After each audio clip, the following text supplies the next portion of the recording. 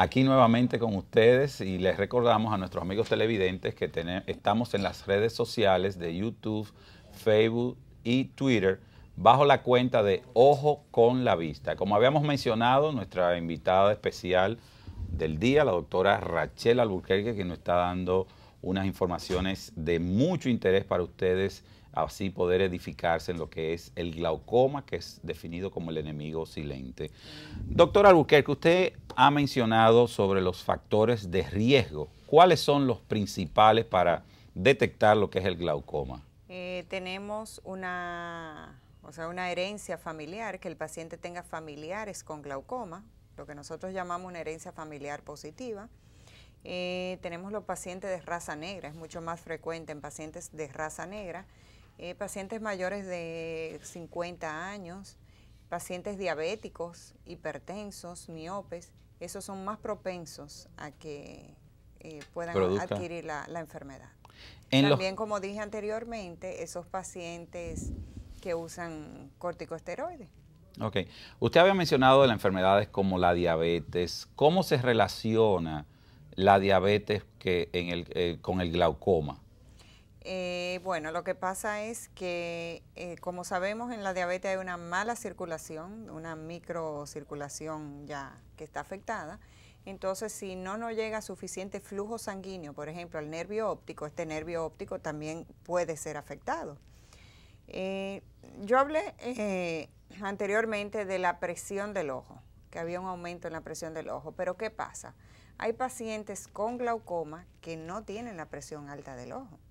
Entonces, ¿cómo se diagnostica y se maneja el glaucoma en esa situación? Lo que pasa es que vamos a ver una alteración en el nervio óptico, vamos a ver una presión normal, pero vamos a ver unos estudios alterados.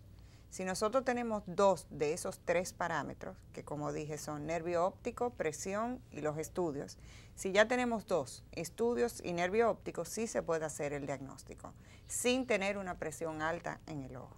Estos se llaman glaucoma de tensión normal.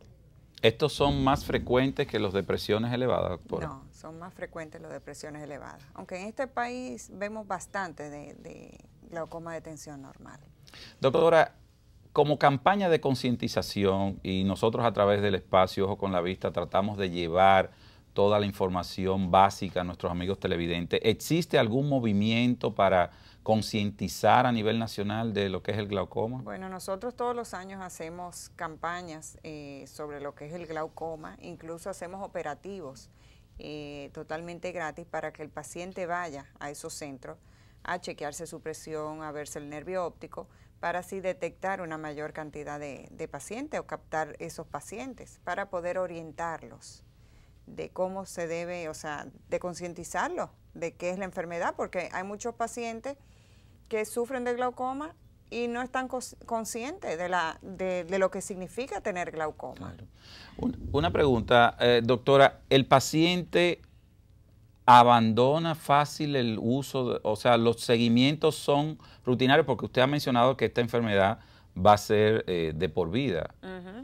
Eso es muy frecuente, que el paciente abandone el tratamiento porque se cansa. Hay algunos pacientes que dicen, yo no tengo el dinero para comprar esas gotas, por ejemplo. Las gotas de glaucoma son caras, son bastante caras. Y dejadez, como te dije, no están bien concientizados de en qué consiste el glaucoma. El paciente que no se cuida teniendo esta enfermedad va a terminar mal. Tiene que ser un paciente consciente de que tiene esa enfermedad, de que debe ponerse su gota todos los días, y hay algunas gotas que son 2 veces al día. O sea, yo no digo que es fácil, es tedioso, pero debe hacerlo. Y otra cosa muy importante es que el paciente debe ir a sus chequeos rutinariamente, más frecuente que un paciente normal, por lo menos cada 3 a 4 meses. Debe ir a la consulta a chequearse esa presión del ojo. En esos casos, doctora, donde estos pacientes abandonan los tratamientos por la cronicidad, ¿la progresión puede acelerar por no estar usando los medicamentos o siempre va a ser lenta? No, se puede acelerar, porque si tú tienes una presión alta en tu ojo, a medida que pasen los días y esa presión sigue alta, eso va dañando las fibras del nervio óptico. Ok. ¿Cuántos tipos diferentes o hay diferentes clasificaciones en el glaucoma? Sí, tenemos glaucoma de ángulo abierto, tenemos glaucoma de ángulo estrecho, tenemos los glaucomas secundarios, que son, por ejemplo, secundarios a una inflamación, secundarios a una cirugía de catarata, se llaman glaucomas pseudoafáquicos. Tenemos glaucomas secundarios a esteroides, glaucomas secundarios a trauma. Después de un trauma, de un golpe en el ojo, se puede producir un glaucoma en el ojo.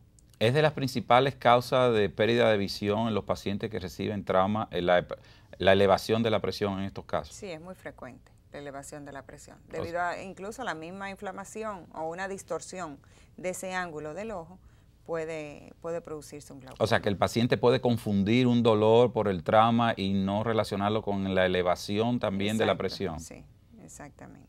¿Cómo se manejan estos casos donde hay trauma o sea, puede afectar alguna estructura vital para la producción del glaucoma en el trauma, doctora?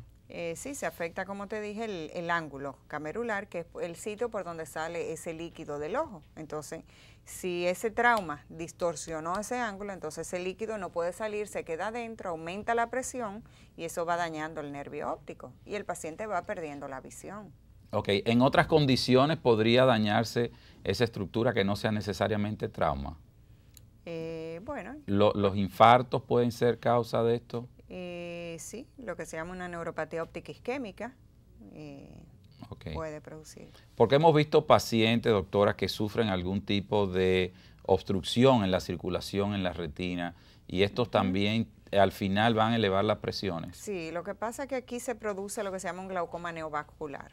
Como hay una isquemia a nivel de la retina, o sea, no llega suficiente oxígeno a esa retina, no se alimenta bien, entonces van a empezar a formarse lo que se llaman los neovasos, que son unos vasos nuevos, tratando de suplir ese oxígeno.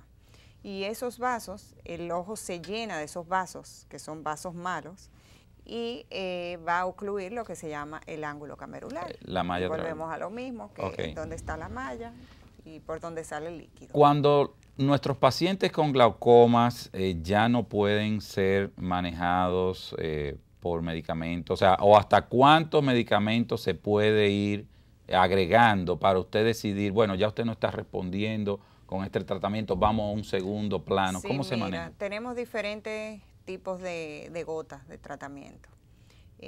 Tenemos, por ejemplo, nosotros generalmente empezamos, dependiendo claro de la presión, con una gota.